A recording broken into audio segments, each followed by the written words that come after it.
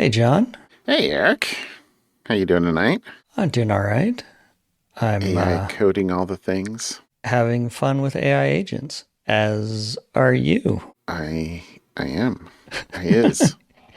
You're braver than I am having it commit code to GitHub. Eh.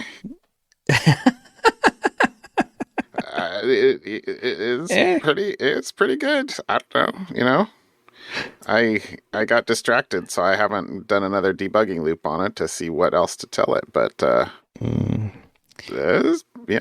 I've spent a lot more time wiring up different bots to talk to my AI agent. So you can now talk to my AI agent through Discord, Telegram, iMessage, or Signal. And thank you, Google Fi, for giving me a number, and WhatsApp for having that number linked to somebody else's account and basically not allowing me to register WhatsApp with my number Your new number. because the person whose old number it was put a PIN code on there. It's sending them like I'm trying to reset it, and it says sending you an email.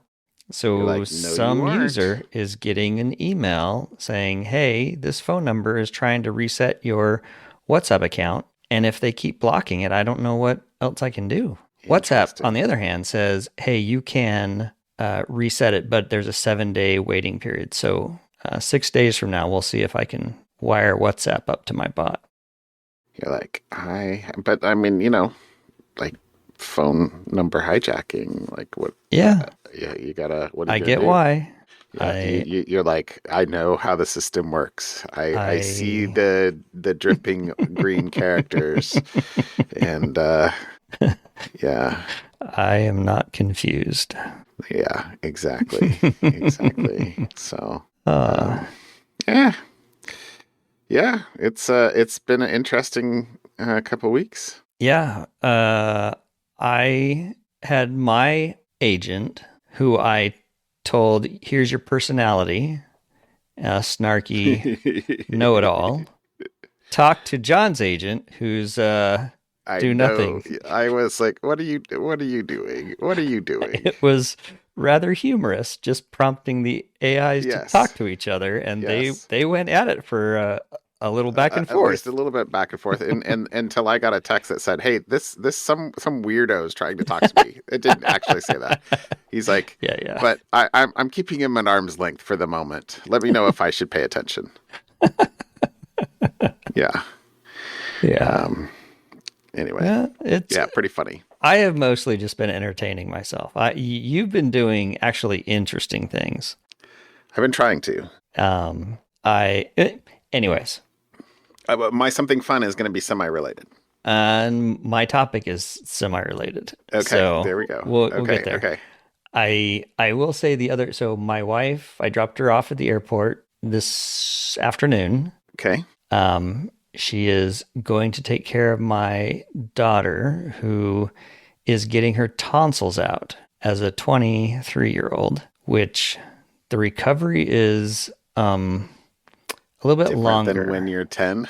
Yes, a little bit longer because your throat and tonsils have had years of scarring and scar tissue and stuff Yeah. that makes it a little bit harder to extract them. Hmm. So, but she should give her a couple weeks. So my wife's out of town for 10 days. But give her a couple weeks, so she should be back to normal, and this should improve her health outlook going forward. So it's a good time to do it. It's a good time to do it.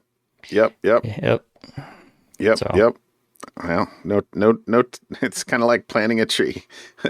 The best time to do it is 10 years ago. The yeah, next best time is today. right.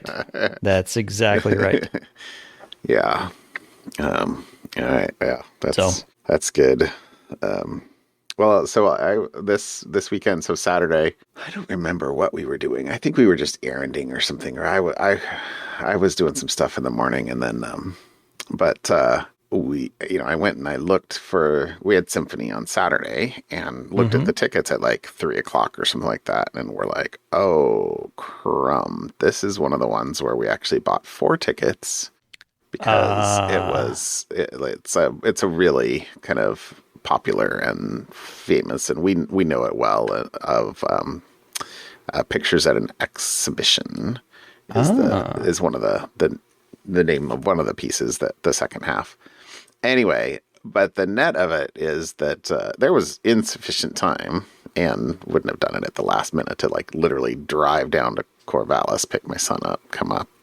So we actually wound up texting some friends and saying, "Hey, we have 2 extra tickets to the symphony. Do you want to go?" Mm-hmm. And they did, and so we had a lovely Saturday night. So that was nice. That was fun. And then I guess the other, I've been working on those mason bee tubes and cocoons and stuff, but I also had decided that I forget if I had mentioned this, but my mason bee hives that I built a couple years ago were kind of falling apart. And, so my fault, I guess. They were nothing but wood glue, like not even like fasteners, hexagons. Yep. So, 30-degree angles, hexagons, but with wood glue, but they were falling apart. So I had decided that I'm going to remake them with a little bit some better, because I'm better now than I was a couple years ago. Sure. But anyway, and I've remembered my wife had gotten me like years ago, and I haven't used it for years, a biscuit joiner, which actually cuts little slots in wood that you then put those little biscuits. They're just little, they look like biscuits. Don't eat them. They're woody. So you put little biscuits in there, and then that like gives lots of glue surface, and they won't come apart. So anyway, so I made 5 of those. And then, I cut like some slots in them so that I can have a little tray with little head, a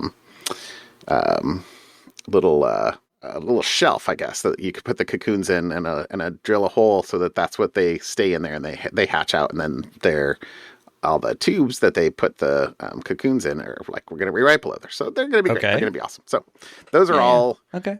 They're mostly made. I need to take the router table and actually route the back so that it's flush with the sides. That'll be this weekend's project. But anyway, net. So I did that, and then the other woodworking thing I did was my wife's 7th grade project. They do an auction every year, charity for this fundraiser for the school, and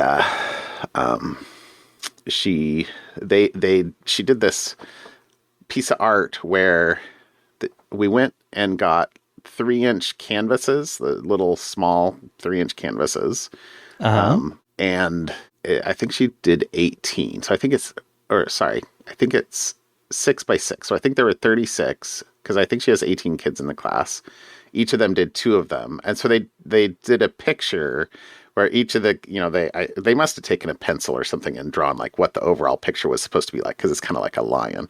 Right. And because Africa was a big thing this year. Right. And then each of the kids took 2 of the little squares, and then they did it in art, and then they bring it all back together, and you put it together. You've got this overall big art picture. Anyway, net. There needed to be a frame for that. And so I made a frame. And so that was cool. Okay. I've actually been like, oh yes, that involves saws and glue and staples. I've got it. I've got it. So did that. Did I tell you that all but one of my hives were dead? I forget if I mentioned that last week. You mentioned it to me. I don't think you mentioned it on the podcast. So I am so sad. I'm like, I am the worst beekeeper ever. I'm worse than you. Let's just be. I have 0 hives alive. I'm just like, I don't know what I don't know what I'm going to. Well, I know what I'm going to go buy 2 more nukes this spring, because why not? Mm-hmm. But I've got to figure out. Well, I was talking with my wife. That was another conversation. She's like, what are you doing wrong? Or what should you do to be better? And I think the thing that don't want to do, but I think might be the thing, like might be a thing, because I've been too focused on getting honey. I think I need to give up on getting honey, because in mid or early August, when all the like old timer beekeepers are like, your honey should be off by the end of July and treat at the beginning of August. And I'm Okay. like, my frames are not capped by the beginning of August. So I wait till the end of August or beginning of September. I think it's just too late. I think that they need to be like off and they need to be Okay. storing honey for themselves for that last month. And I think I need a fall treatment. I've been bad about doing a fall treatment. So that's my John criticizes himself. How to Okay. be better. Okay. Maybe. Well, we'll see. We'll see. We'll see if I do it. That's step 0. And then whether it works. So that's step 1. We'll Okay. see. Okay. We'll see. Yeah. Anyway, All there right. you go. Okay. All right. Ready? How about a topic? All right. So my topic is timely because it is the AI agent that we're all playing with. OpenClaw Yes. or Moltbot or Claudebot, whatever the name is. You're going backwards OpenClaw. in time. I am. OpenClaw is what it's called now, and it is the AI assistant that you can install on your own machine and wire in all sorts of things like Discord and GitHub and Signal and iMessage to have it do things for you and schedule things. And it runs as God mode on your computer. It can It read all your stuff. It can send messages on your behalf. Install software. It'll install software. Yes. Well, there is a Please don't install this on your primary computer under your No. primary account. for Not at the moment. for the following reason. There's just too much potential for bad things. As this article demonstrates, it is the one-click takeover, a remote code execution flaw. Okay. So OpenClaw, massive hit. It's this autonomous agent, runs locally on your machine, do whatever you want. The threat is a one-click remote code execution.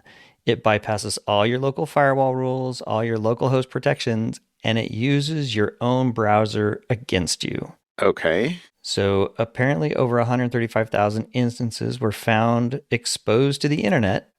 So even if you think you're safe because you're running it on your local machine and not exposed externally, which is me, you're still vulnerable if you click the wrong link. Okay. So how it works is an attacker somehow sends a victim a link with a specific query parameter called a gateway URL.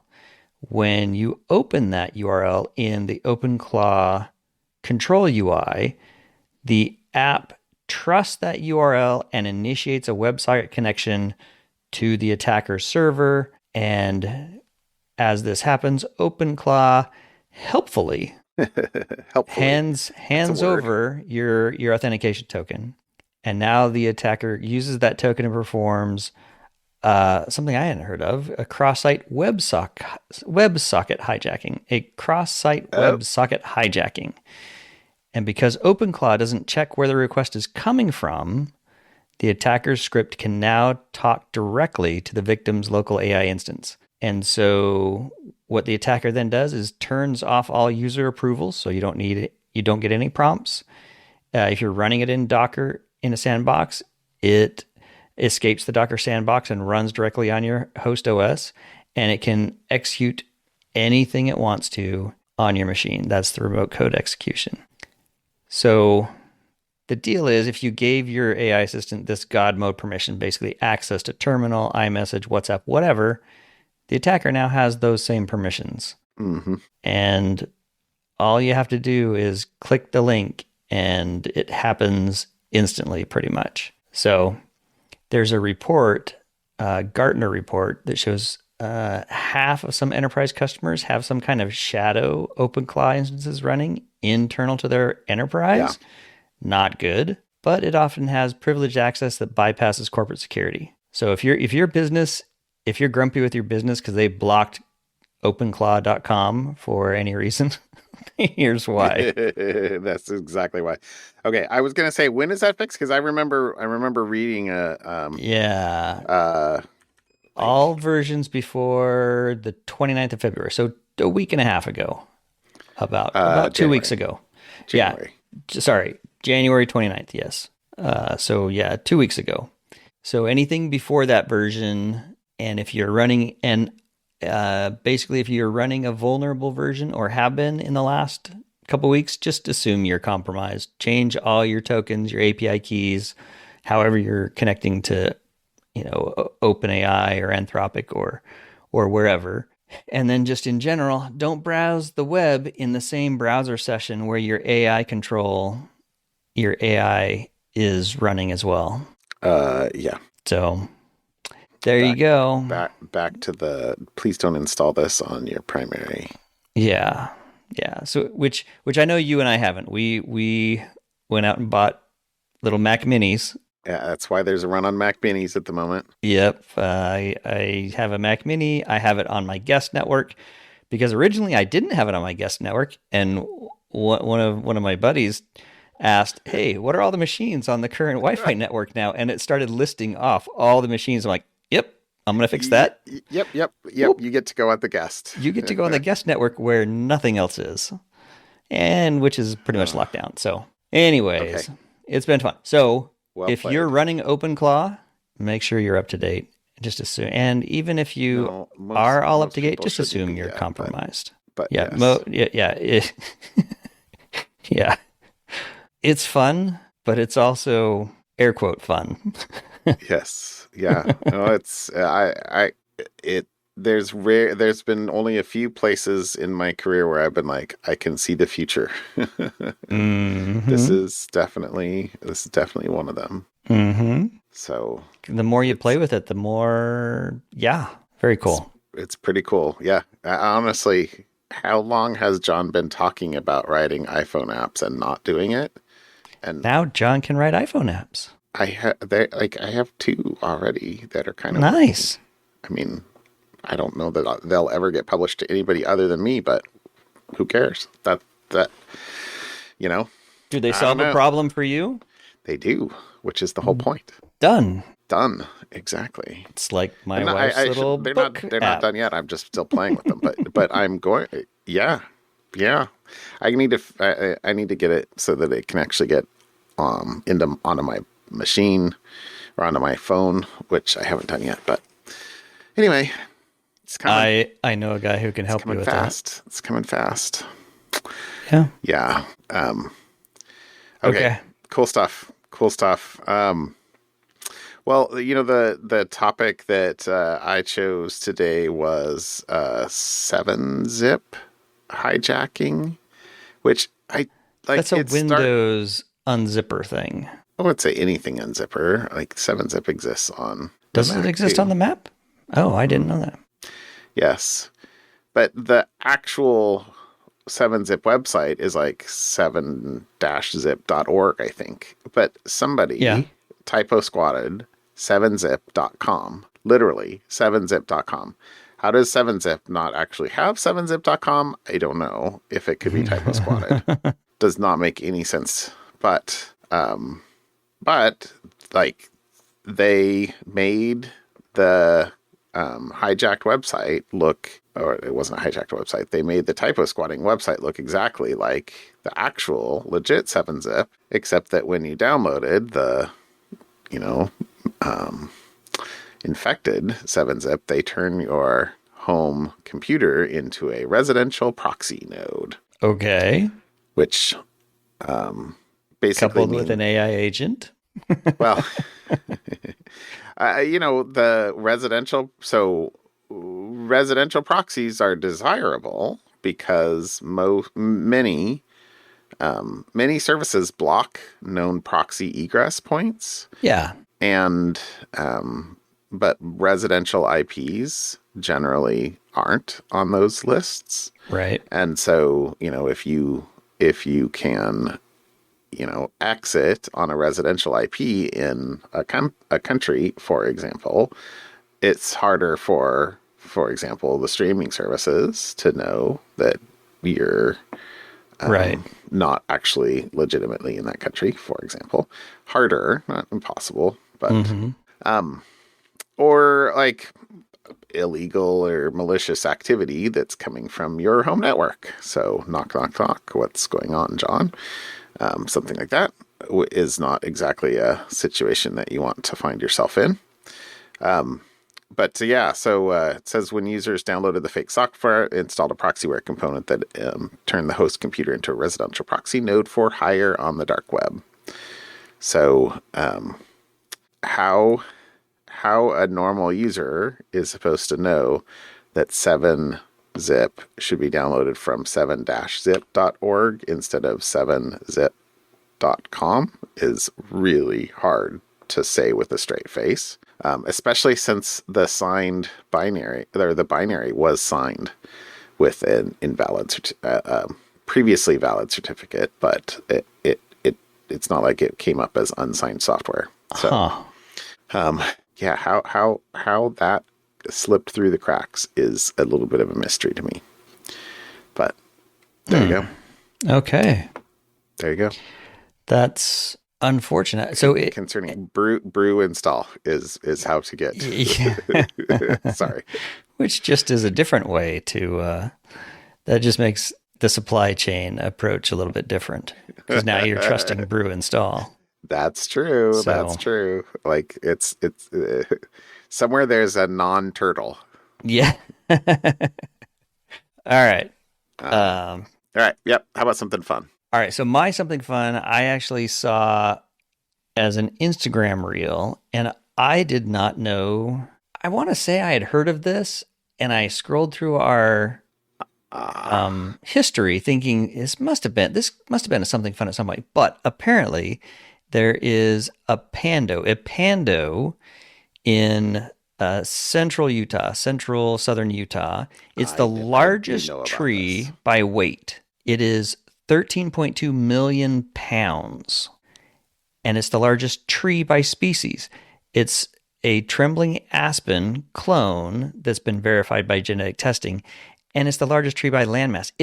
This tree is 106 acres large, and no other tree. It's more like a grove than a tree, but it is all one organism. It's all one organism, yes. So it's known as the trembling giant. It's a massive clonal colony of a single male quaking aspen located in Fish Lake National Forest in Utah. It's considered the world's largest and heaviest known living organism, with over 40,000 genetically identical stems covering 106 acres and weighing 13 million pounds. So I just thought, I swear I'd heard of that, but they're now worried about it because it's apparently endangered due to overgrazing by deer and elk, drought disease. But it's old too. It's up to 80,000 years old. So it's also one of the oldest living organisms. Oh, I didn't know that. And so it has survived and seen what did I read? Like since the last the ice age, the tail end of whatever the last ice age was. Oh, wow. It has been around forever. The reel that I saw is by what's her name? Astro Alexandra. She gives the whole high level spiel on it. It's actually really cool. So I thought this was really cool when I stumbled across it. And then I went and found there's a friendsofpando.org if you want to help save the pando. Anyways, that's my something fun. Very big tree. That is totally awesome. And yes, I have heard about that before. I think my wife, being the biologist, taught that to my children as one of the important things to know about biology. Fun facts about biology. I gotcha. Very, very cool though. I don't think I realized or remembered where it was, though. I thought it was in Colorado for some reason. It's all kind of up there in that high desert mountain range, Utah, Colorado. Yeah. I gotta go. I gotta see it sometime though, before it dies. Yeah, before the deer eat it. Yeah. Well, it's been around for 80,000 years. You probably got some time. It probably is going to outlive you. Yeah, odds are. Odds are. Odds are. All right. Okay. So I don't know if you saw this. I did not. Did you see that Anthropic released Claude 4.6 last week? Oh, I did know that they released 4.6, but I haven't played with it yet. Yeah. But one of the things, so they're doing, or this is an example called Agent Teams, but they also released Claude for Work. No, that's not what they called it. Sorry, my brain's not working. Anyway, what's cool about this is a person set up basically a structure for agent work, autonomous agent work, and an agent team of 16 independent agents to go write a C compiler in Scratch in Rust, period. Okay. 2 weeks of work later, the agents deliver, and 20,000 tokens later, the agents deliver $20,000 worth of nearly fully functional C compiler in Rust that passes all of the, let's see, there was like a huge number. It achieved a 99% pass rate on the GCC torture test suite. Wow. So like the, code compiler that have been growing for, the last 40 years, 35 years. Mm-hmm. I think it was a week. Maybe it was 2 weeks. Sorry. I'm going to say 2 weeks because I thought I remember hearing 2 weeks, but I don't see in my notes whether it was 1 week or 2 week. Basically, here is a compiler, not 100% done, not quite as performant. Like they definitely showed some of the problems about it too, but completely autonomously. So so the goal was agent team, multiple Claude instances working in parallel on a shared code base without active human intervention. Dramatically expands the scope of what's achievable with LLM agents. Mm-hmm. And so it said over nearly 2,000 Claude code sessions and 20,000 in API costs, the agent team produced a 100,000 line compiler that can build Linux 6.9. Oh, that's the thing. It can build Linux on x86, ARM, and RISC-V. What did he? The main trick in that was, how do you actually let the agents coordinate? Because you sort of need to, like, from the top, say, divide it into small tasks, and then, have each agent, like, take a ticket off the rack, go work on it, commit it back, and put it back on the shelf, grab something else. So he called it parallel coordination, and just used a simple file locking system in a shared directory where the agent would lock a task by, pushing a change into Git, so that if two agents tried to edit the same file, whichever could commit to Git is the one that actually won, and then the other one would have to go do something else. Okay. So this is an interesting thing. It says when the agents got stuck on a complex bug while compiling the Linux kernel, he introduced GCC as a known good oracle. The harness would compile parts of the kernel with GCC and part with Claude's compiler to isolate exactly which file was causing the failure. And then go fix it. Go fix it. So, and the main finding out of this was, what's the most important thing you can do? Have a good test harness so that the agent knows when it's done. Right. So this harkened back to like test-driven development. Like, what in the next X is the point of developers? The first thing you do is like build, or have agents build, like, the test harnesses to construct like what the shape of the problem actually should be, and then kick it off so that the agents go and build inside that. Interesting, and pretty crazy. Yeah. Pretty crazy. Yeah. So I look forward to Skynet. I look forward to Sorry. Once they become self-aware, we're in trouble, which my bot occasionally believes it's self-aware. So, all right. Yep. Good stuff, John. Yep. It's coming. All right, my friend. On that note, have a good evening. We'll see you. I'll talk to you later. Bye. Bye.